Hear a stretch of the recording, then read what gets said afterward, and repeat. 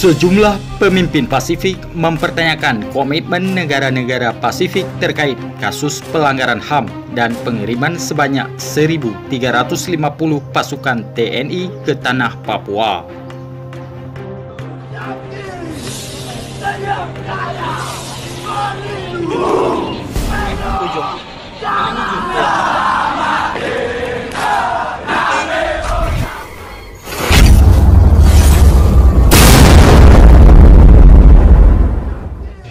Pengiriman sebanyak 1.350 pasukan TNI ke Jayapura belum lama ini ditanggapi sejumlah pemimpin Pasifik. Mereka mempertanyakan komitmen negara-negara Pasifik terkait kasus pelanggaran HAM di tanah Papua. Pemimpin oposisi Vanuatu, Ralph Regenvanu, mengatakan pendudukan militer masih terus berlanjut. Hal ini tidak dapat dipahami.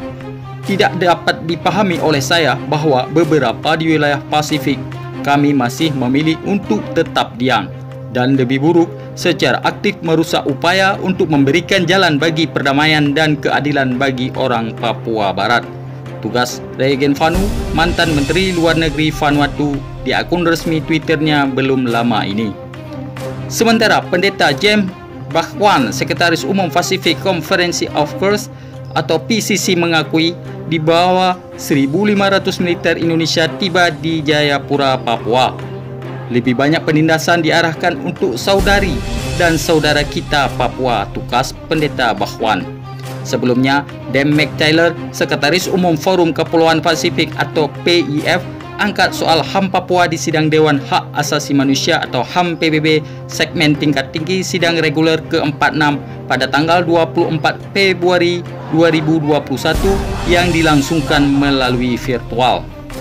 Dan McTaylor mewakili sekitar 18 pemimpin negara anggota PIF untuk mengatakan konflik kekerasan dan pelanggaran HAM di Papua Barat telah menjadi perhatian para pemimpin Forum Kepulauan Pasifik selama lebih dari 20 tahun. Menurutnya, pada tahun 2016, soal ini menjadi agenda tetap untuk pertemuan pemimpin PIF.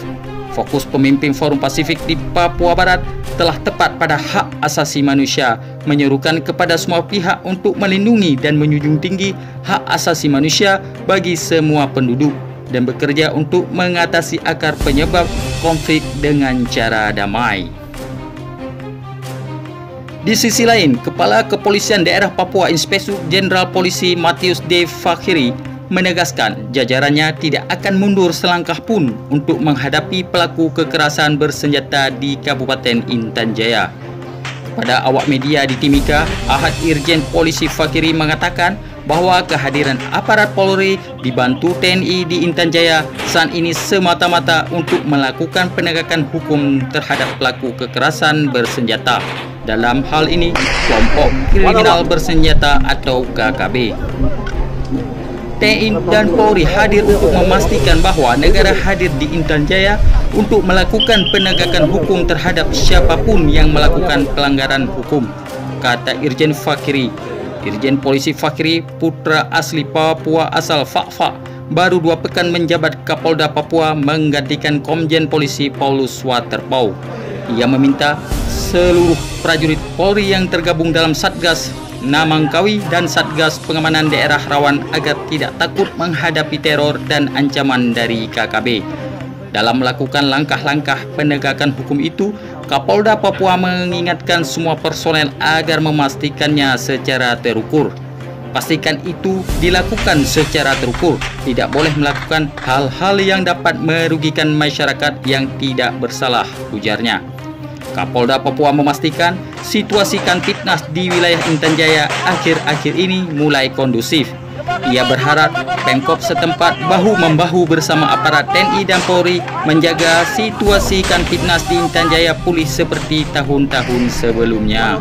Dengan pulihnya situasi keamanan di daerah ini, lanjut dia, aktivitas pemerintahan dan pelayanan masyarakat juga bisa berjalan normal kembali.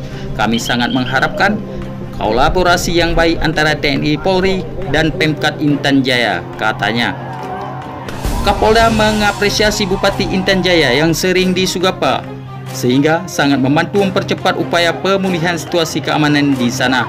Konflik bersenjata antara aparat TNI Polri dengan KKB kerap kali terjadi di Intan Jaya mulai Oktober 2020 hingga saat ini.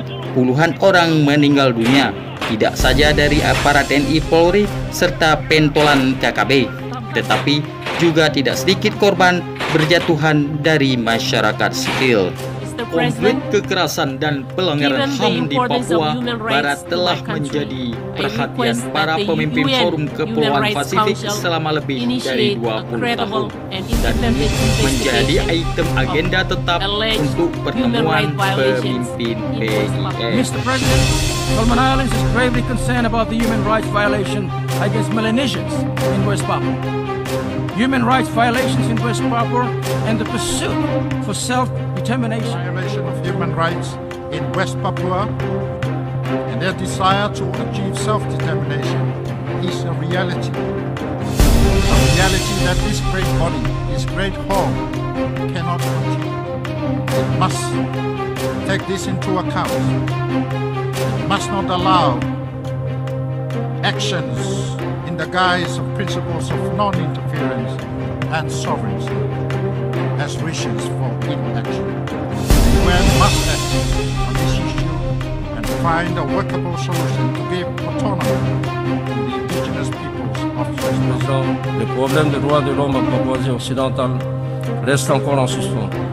Je maintiens encore sur ce podium, comme ont fait mes prédécesseurs, avec la même conviction morale, exhortant les Nations Unies à prendre des mesures concrètes pour résoudre cette question, et mes collègues de l'UJA appuyer le plaidoyer des Papous. Nauru is deeply concerned regarding the situation in West Papua, including the alleged human rights abuses.